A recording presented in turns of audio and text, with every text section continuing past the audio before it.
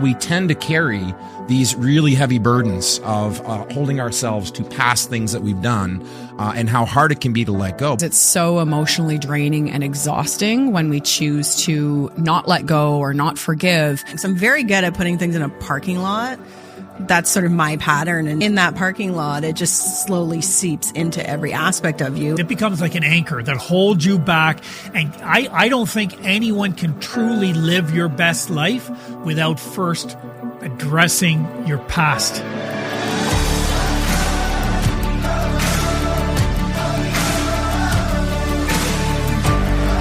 Hi, and welcome to the Living Richly podcast. We're so thrilled to have you join us again this week for what is episode 52. Wow. We are a year in the book since we launched the podcast. What a journey it's been. It really has been an incredible journey. When you think about those kind of humble days, start back at the farm.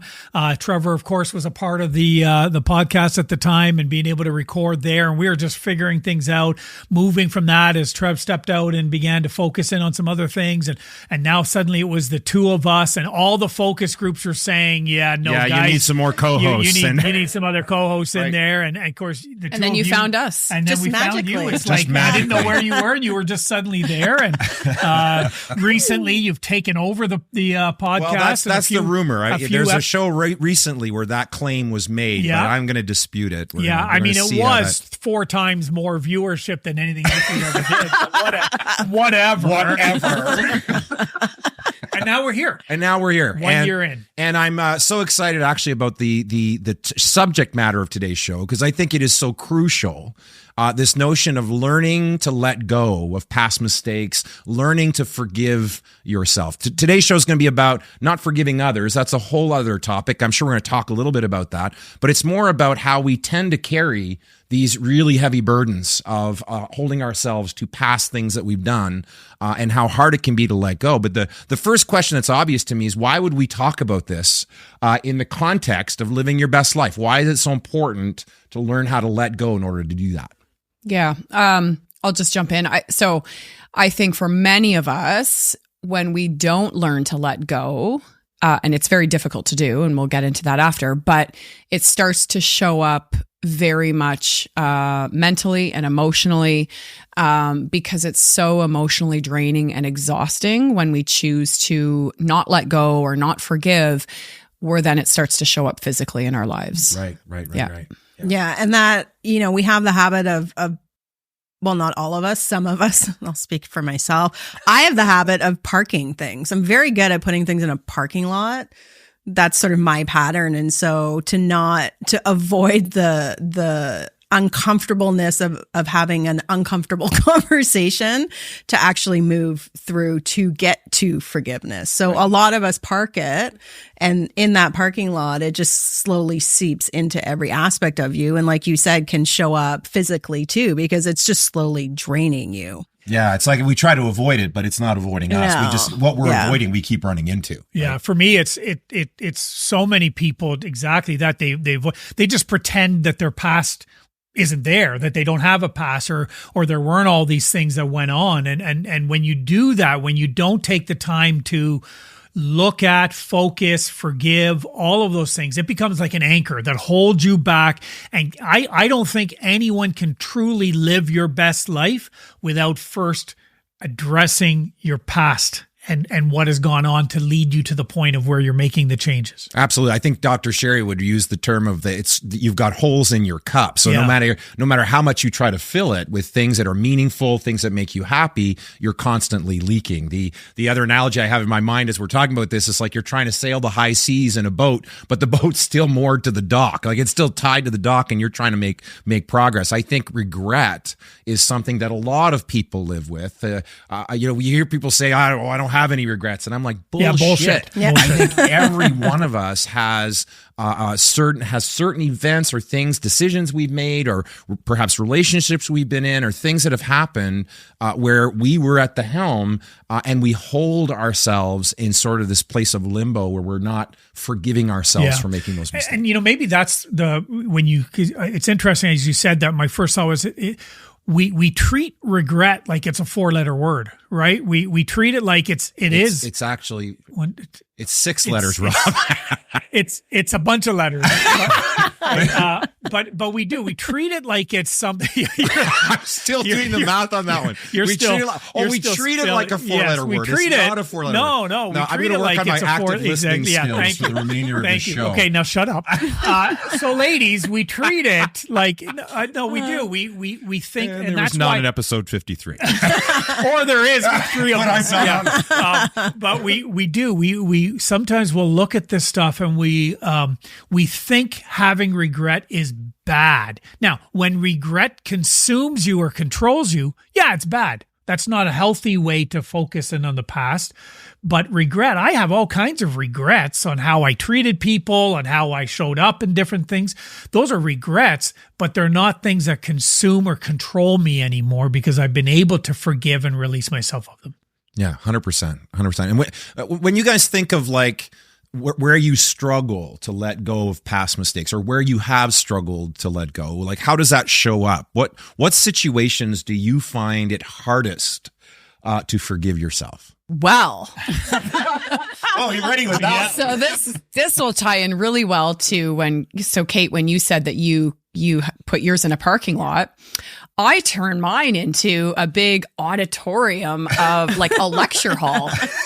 And then I create all of these scenarios and synopsises of what I should have said, what I should have done. I reenact the whole thing, all of that kind of stuff. And I write novels and books. And I think I'm on chapter 682 of, playing that imagery in my head on how it should have gone down and not letting it go because it's already done and it's already closed, but reenacting, even though I know subconsciously that doesn't change anything, I still go through the motions of, but if I had said this or I had done this and then this would have happened, and then I just find myself, so that is very unhealthy. I think I'm better at it, but definitely still something I'm working on. Yeah, that's amazing.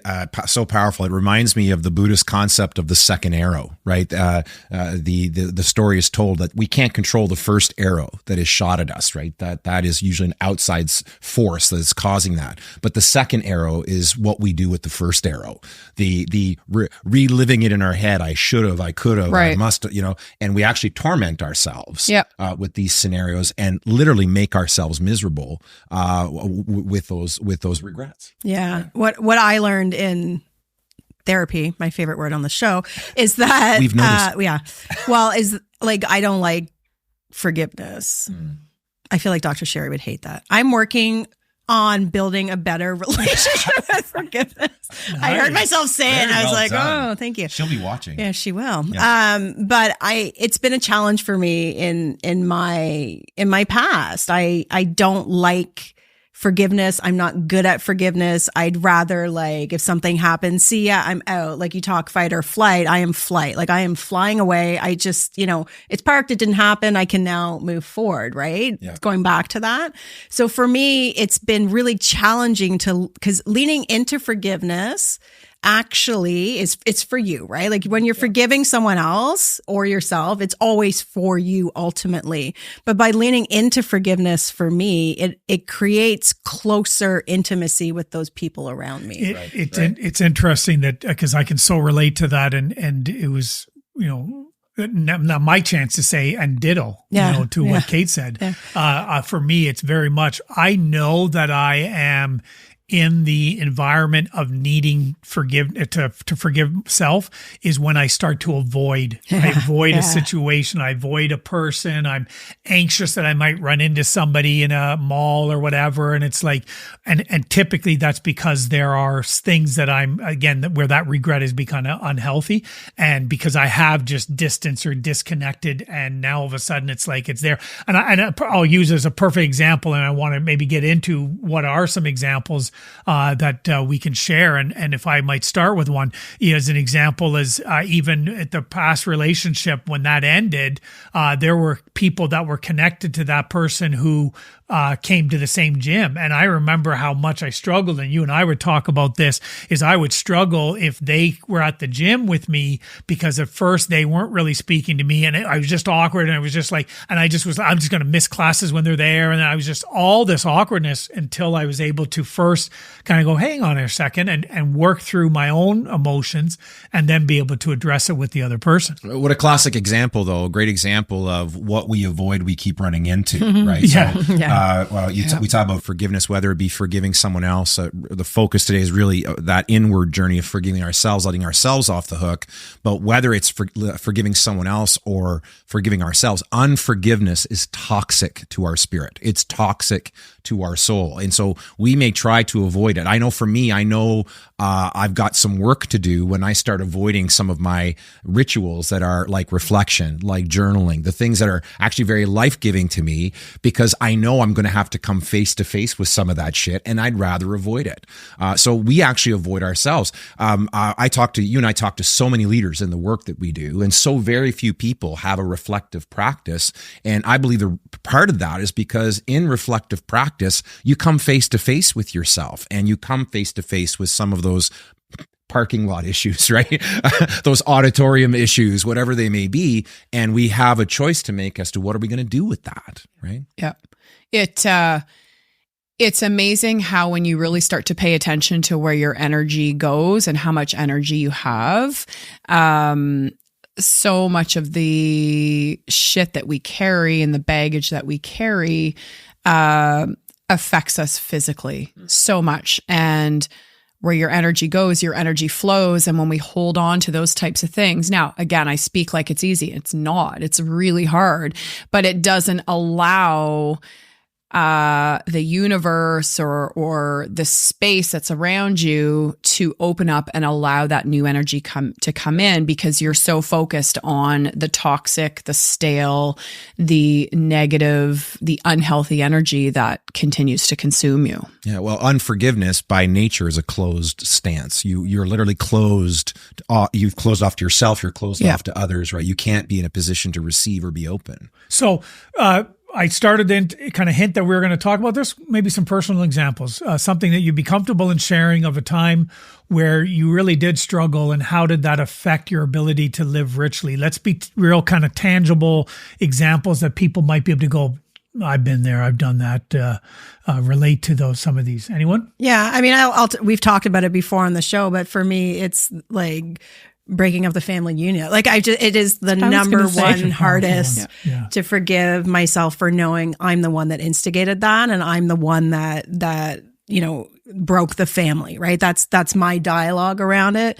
You always correct me when I use certain language on that. However, my dialogue has always been, it's on me, it's my fault. And so the journey there to forgiveness is, loving myself enough to understand why I did it, but it's still a journey for me. So there are days where I'm awesome. Like I did it. It's great. It's fantastic. And then there's other days where I'm like, you're the shittiest human on the planet. Like it's ebbs and flows for me. For me, that's a huge one. It's the biggest chunk in my life that I've ever felt so like shame, guilt, all of it. Right. And so I forgive myself in pockets.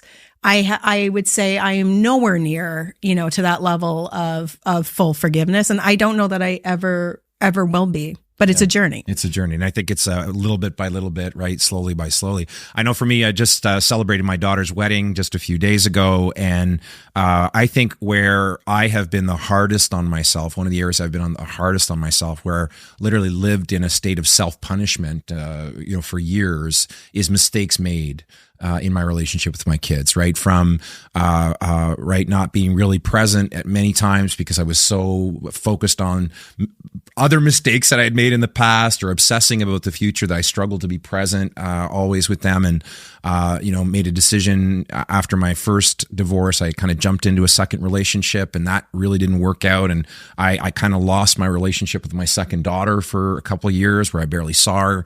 And to this day, when we're in social settings, which of course the wedding brings everyone together, and we were at the rehearsal party, and I remember whispering to you a couple times where, I'm on the outside. I'm always on the outside. inside of this. I always feel like I'm on the outside. And it would take, the rest of that day into the evening previous to the wedding, where I would burn my shirt with the iron, the shirt I'm supposed to wear at the wedding, and I burned it, and I lost my shit and realized, okay, wait a second, I'm cranked because my daughter's wedding tomorrow, but I'm also being triggered by all this, regret, right?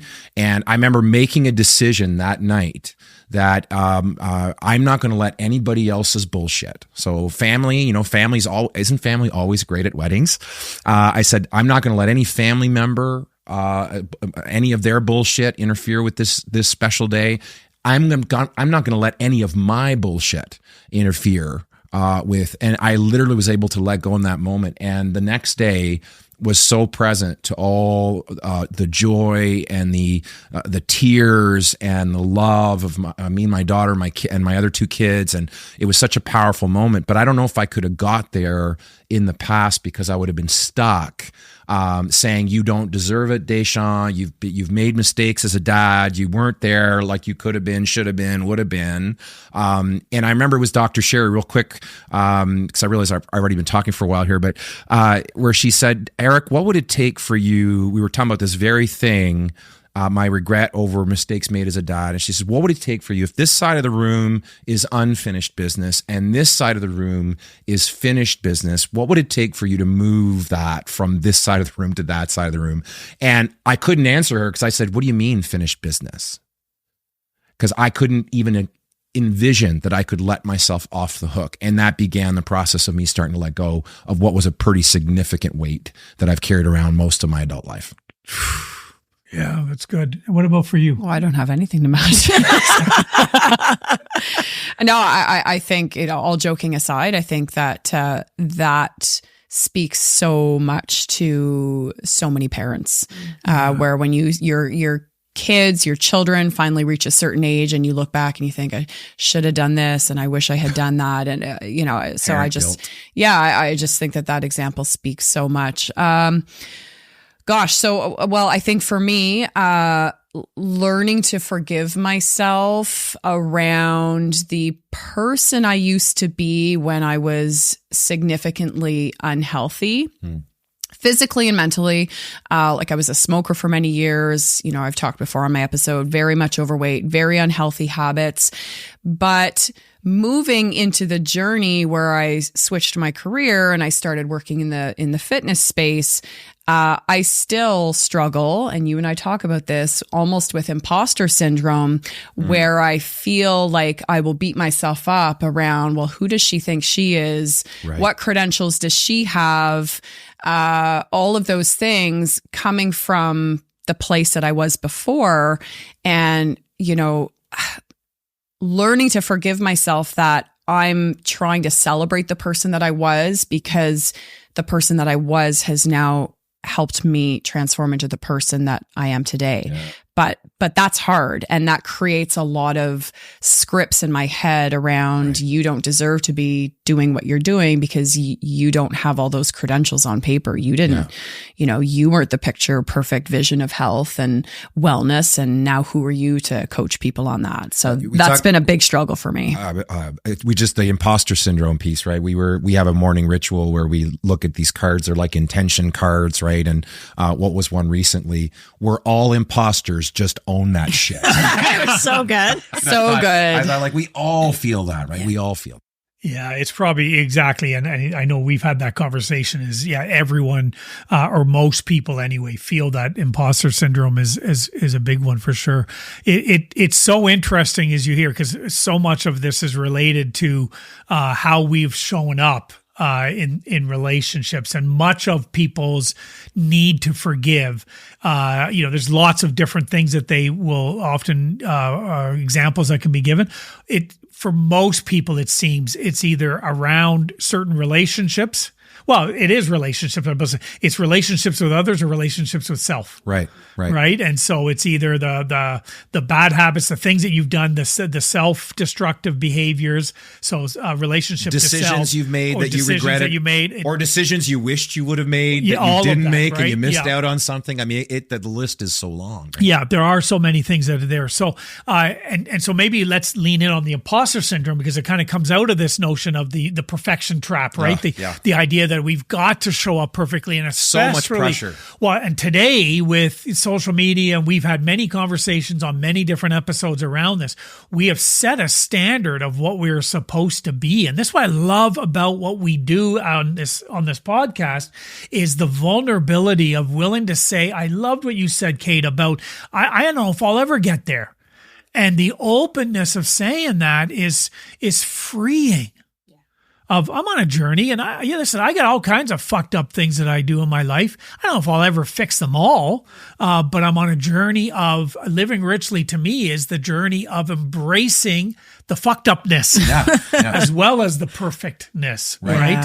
And everything in between. And so, but I know I'm the only one at this table that struggles with perfection. Yes, you are. Right. Yeah. So what would you We're say to me? We're so glad you're having a breakthrough moment right now. So what would you say to me? We were about to set up an intervention because of the perfectionism. What would you say to those that struggle with that notion of, again, all of what's out there, the perfection thing? Yeah, I am. Dr. Sherry's taking over this episode, but on my recent call with her, she gave me some homework, right? As she often does. And we were just talking about perfectionism, and that was on fire on my last call. And I don't know why, but don't have a clue. Because you were talking about somebody else. For sure. And she challenged me. She wouldn't have used those words, but she asked me basically to half-ass something. She's like, Kate, I want you to half-ass something. I'm like, half-ass something? I'm like, what do you mean? She's like, do something half-ass. And I'm like, I don't know what that means. She's like, exactly, right? And I'm going to be perfect at half-assing. She's like, just like half-ass it. Don't fold all the laundry. And I was like, what? I was getting all, she's like, don't do all the dishes, or like, don't over deliver at work, or just do something half-ass. And I was like, and and she even said it. She's like, your body language, your shoulders are shrugging. You are so physically uncomfortable in your own skin. And I said, yes, because what you just said for me makes me super uncomfortable. But what's been so interesting, for the last 3 weeks, I actually have vertigo. So have been forced to kind of half-ass some stuff. So things didn't kind of get all done as they would have. And so I got to lean into that, not by choice, but because I had to. Yeah. But then what I realized is like, oh, this isn't so bad. Okay, so the counters aren't crystal clean and my floors aren't super swept. And I started to get more comfortable with what would have made me really uncomfortable before. And so part of that is the forgiveness for me, of having to show up so perfectly. Everything has to be done at 180% all the time. So I got to lean into a little bit of forced uncomfortableness. Right. It's hard word. Well, often but it has to be forced on us, doesn't it? Like it's amazing how we fall into these traps, and we talk about the perfect trap. Well, are the expectations that society places on us, that we place on ourselves, let's be fair, we hold ourselves to standards that are so unrealistic. And then we're constantly falling short. Well, of course we're falling short. The standard's not fair. The standard's perfection. Well, it's not about perfection. It's about progress. And I remember one of the most liberating things, this was right on the heels. I had just was in my third burnout. This was in 2017. I had gone down. I was in a bad way. I was in really bad shape. And I went down to spend several days with Sherry to work on some stuff. And I was sitting in the coffee shop there in Bedford called Hebrews. It was a joke. The Hebrews, like. Now we're like right. I know. Anyway, only the preachers. Only the preachers get that one. Only the Old Testament. Only the Old Testament. That's really funny, Eric. So. But here I am sitting in the coffee shop, and again, I'm at this point hundreds of miles from home. I'm in a bad place mentally, emotionally, and I'm sitting here waiting for the time for our meeting across the street at the office we're going to meet at. And I'm just reflecting on the day, and in my feed in Facebook comes up this meme that was transformational for me. And it's taken me a long time to actually be able to grasp its full meaning. But I remember in the moment it cracked something open. And it simply said, forgive yourself for not knowing what you didn't know until you learned it.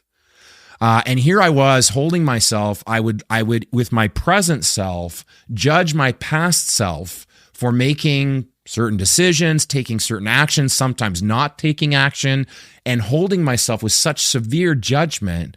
But my past self didn't have the perspective that my present self does. So when we look back on our past, we often are looking back really unfairly and judging it with standards that are really, really fucked up. And we wonder why we feel so terribly about ourselves. Look at this notion of forgiveness. What are some of the kind of principles that you've started to apply within your own life to start to embrace forgiveness? What have been some of the starting points, if you will, to allowing that forgiveness to come into your life, into reality? The one thing I love is observe without judgment. And I don't know where I heard it, but observe certain things that I do without the judgment. Right. So it's an observation of, I'm just using my dirty house right now because it's dirty. So, but like observe, oh, the floors are messy. Not, oh, the floors are messy. You're lazy. Why didn't you clean them? The floors are messy. Observation, period. And letting that go. So taking the judgment piece out of it is a really powerful way and you realize you do it more and more, and I can be there and I go right to the judgment and I'm like, nope, the floors are dirty, and let it go. Right. And then it's a little bit of a tool that helps you kind of flick a switch pretty quickly. Yeah, it's powerful. Yeah. That's powerful. It's helpful. What about for you guys? I find that putting pen to paper is very therapeutic for me. And Same. I try to practice. So two things. One, I am statements, and it could be just really simple things around, I am worthy. I am not, I have no control over other people's thoughts and feelings. I deserve to, whatever it is, and just spewing out a whole bunch of I am statements, which can be just so simple, but just so very powerful. Right. And then I'll reread them. It's interesting because some of my clients will say, things like that, like journaling, I don't know. But sometimes it's the simplest things. And your example was great. The observation, easy to do, but easier not to do. So sometimes the simplest things are the most effective. And then the other thing that I will do is just simple line down the middle of the paper. What can I control? What can I not control? Right. And when we had, and it's so, teaching my daughter this, who's going through some of her own stuff around taking away that overwhelm and taking away those scripts and that conversation and all that bullshit that goes through your head, writing down, well, what can you control? What can you not control? And really helping kind of decipher, okay, so now that I see it down on paper, okay, now it makes more sense. And it just takes away some of that overwhelm and allows me to choose where my energy is going to shift. Yeah, that's powerful. It's interesting that we again begin to embrace these scripts or these phrases, I should say, the language, whether it's writing down the statements, when you say, for me, it's very much the same. I learned this out of, why am I blanking on the book? The soul, the whole notion of where the idea behind it, and we'll put the book in the show notes, talked about it 100 million times on this episode, and having a blank moment with it, where it talks about the notion of energy flowing through you, right? And the idea that, and one of the phrases that I've embraced when it comes to energy, when emotions go through is, oh, that's interesting. Right. Oh, that's interesting. And let that emotion go out. Now I can look at it and kind of name it. The same comes to when I start to get harsh with myself, or when I get into those moments of not being able to forget, or I'm being critical of myself, or I'm being critical of how I'm showing up in a situation. It's the same language. I need to get a t-shirt with this on it. Oh, that's interesting. All right. Because that's the phrase. Oh, that's interesting. Because for me, for whatever reason, that script, that phrase triggers some kind of, now I'm going to process. Right. And when I allow myself to process what I'm doing or experiencing or feeling in that moment, I'm less likely to be harsh on myself, and more likely to forgive myself if I can use some kind of language to trigger, it's time to explore this. Well, the mind is a powerful thing, right? We say that there's an old Hebrew saying that says, out of the heart, the mouth speaks. In other words, the language that we use is a reflection of what we actually believe. Words are the language of belief. And so when we're talking very negatively about ourselves, it's a reflection of how we feel about ourselves. But here's what happens. Our thoughts are not just a reflection, they are additional programs. So when we articulate, you're such a loser, you're such a piece of shit, you're such a failure. One, it's a reflection of what we actually believe. Two, we are reinforcing the belief because our mind is hearing us say that statement out loud, and the mind registers it as truth. And it just reinforces. So this is the power of affirmation, the power of suspending judgment, the power of taking a look and observing your thoughts externally. And is this true? Is this not true? For me, the biggest one has been, I don't need to keep punishing myself. Again, this recent experience with Sherry, what would it take to move this unfinished business into the finished business category? And I finally, a light came on that, oh, what you're saying is it can be that I don't have to keep punishing myself till the day I fall down dead, that I can actually let this go, that I can see it as a learning moment. Because I think for me, one of the statements that I think the phrase is so damaging to our understanding of forgiveness is forgive and forget. Forgive and forget. That is bullshit. There is no forgetting. There is no, like, all of a sudden that memory is what, erased from your brain? No, I think it's forgive and learn. Forgive and grow, forgive and evolve, right? Because I came to a realization a few months back that part of overcoming your past, to me, it was almost put your past behind you. It's like, no, actually, my past, your past, everyone's past is actually full of powerful lessons and wisdom just ready to be mined if we'll do that. I'm not talking about living in the rearview mirror or obsessing over your past, but in your past with the pain and the bullshit and the mistakes made and whatever else are also some pretty damn powerful moments that have shaped you into who you are today. And learning to mine that past is pretty powerful. But it's hard to do that if you're beating yourself up constantly and punishing yourself. That was really my state of mind, is I need to suffer for what I've done, what I've said, et cetera, right? It's compassion. It's that compassion for yourself, and to be able to, it's interesting. The language that I've been using more recently is to embrace my past. And the first thought of, I don't want to embrace that. There's all kinds of, and to your point though, I can't, until I embrace my past, I'm not able to move into and live in the present, right? Or even consider the future. Right. To live in the present means to embrace I can't embrace my past until I begin to show compassion for who I was and how I showed up and the things that I did. Just as, and maybe this would be, we've all had this kind of, if you talk to yourself or someone else the way you would talk to yourself, right? Most of us would never do that. Right. We'd probably get punched in the face. The idea that we just simply don't do that. We are so quick to show compassion for someone else for the behavior that we do. 100%. Yeah. And if we can show that for ourselves, that's the starting point. One thing, you had a similar story on this, but I had an experience. I was in a therapy session years and years and years ago. And I remember they used the, talk to yourself as if you're a small child. Would you use that language? And I remember thinking, well, what do you mean?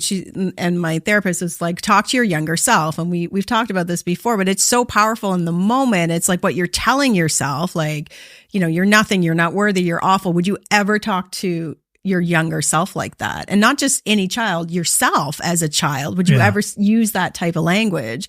And of course, your reaction immediately is, well, no, I would never do that. But when you can start thinking about that in times when you're really in it, I always picture this little red chair. I have no idea why. Whatever, my cue, it works. Yeah. But a little red chair, and picture myself young, and it instantly, my heart shifts, because I would never speak to my younger self like that. Yet somehow I've given myself permission to talk to my adult self like that all of the time. Right. It's again, how we talk to ourselves. We've said this before, the relationship we have with ourselves. So the relationship I have with myself sets the tone for every other relationship. So on the eve of my daughter's wedding, if I had chosen to play the tune that I've played many times before, my experience of that wedding, of that special moment, would have been very, very different, even though nothing else would have been different. What would have been different is I'm going in sideways because I'm holding myself hostage to these past mistakes, right? That actually were lessons learned that have helped me become who I am today. But that's the whole, like, how we talk to ourselves is so crucial. Let me ask you this, and then let's move, as we prepare to wrap up for today. I believe we could talk about this for a very, very long time. I'd like us to think about key takeaways that our listeners could walk away with in terms of as they're trying to work through either just forgiving themselves in the day-to-day, or overcoming what I call big rocks from the past, right? Where these things are still weighing and showing up heavily. I want you to imagine if you met your higher evolved self, right? Like 10 years from now, we bring that evolved self into the present. What would that evolved self say to you, perhaps about some of your big rocks and letting go? It's a big question. Big question. Yeah. I don't know. That's my answer. Because I'm not sure I know what my evolved self would look like. I would anticipate it would be a lot like myself today.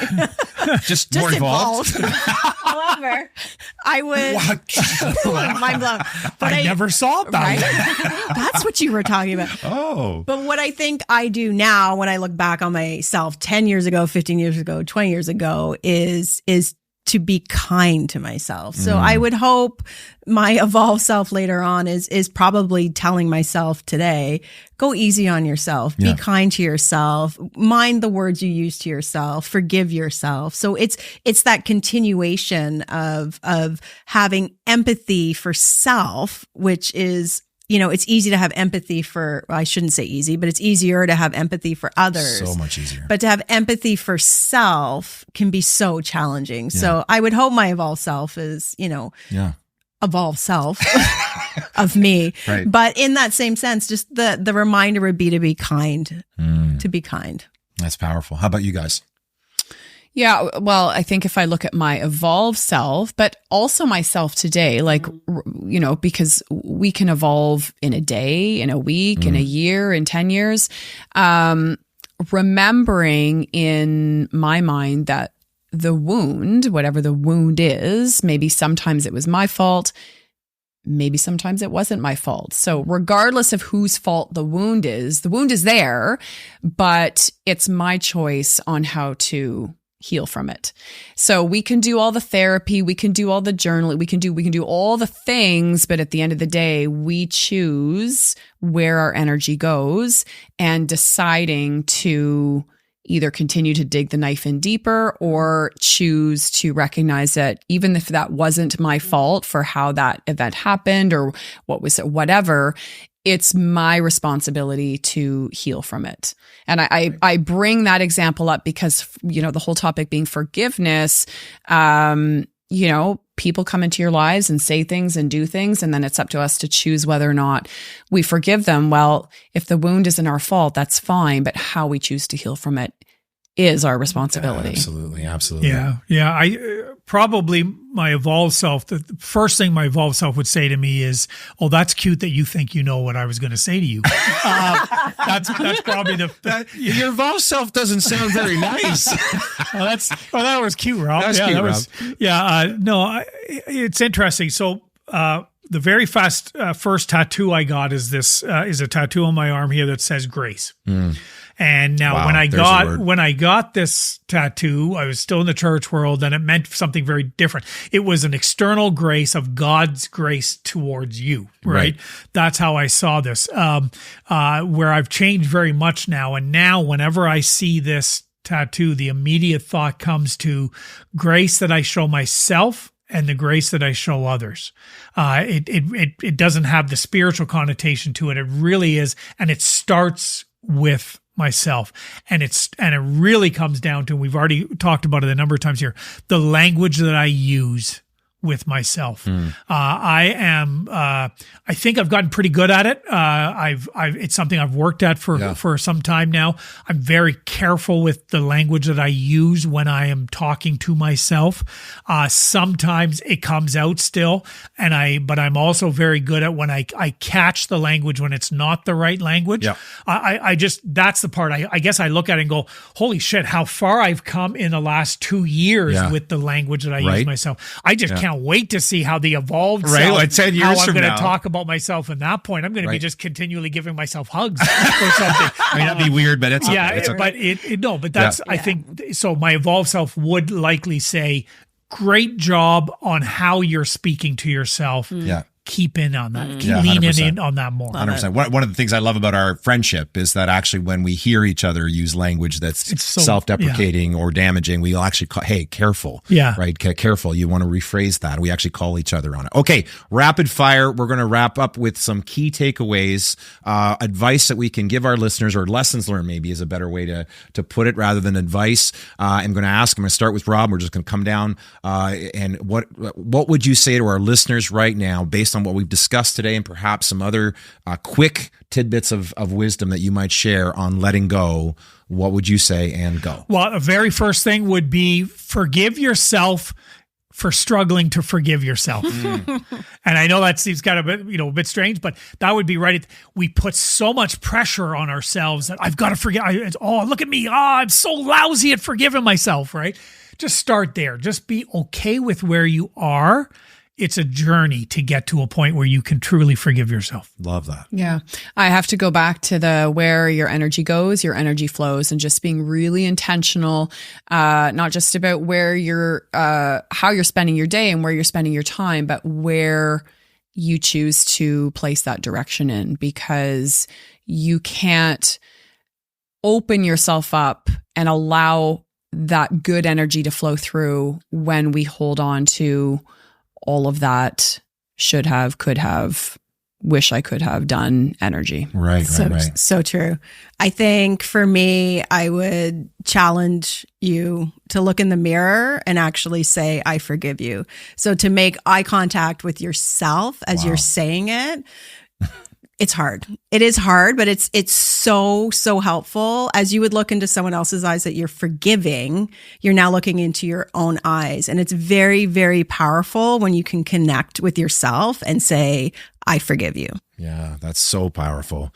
Mine would be get present to the space the unforgiveness is taking up in your spirit and in your heart. It is actually preventing you from living your best life, and it's blocking out all kinds of blessings and love and joy. Why do you want to keep carrying that around? Stop punishing yourself, and just learn to let go. Learn to let go. Folks, we're so glad you've joined us on the show today. We're so glad that you're part of this journey with us. We hope that you've found this conversation helpful. As we encourage you to do every week, if this episode resonates with you, please like, share, subscribe, get the word out on social media, pass it on to somebody. We see that happening a lot with the show. People are sharing it with one another, and we hear these great testimonials that come come back. So please help us get the word out. Somebody in your network needs to hear this message. And check out the website, livingrichlly.me. We've got all kinds of great resources on there and all kinds of information that will help you. And you can check out all the past episodes. Just so much content that we want to be able to make available for you. Thanks again for joining us, for being a part of this. And we just celebrate with you as you continue to live your best life.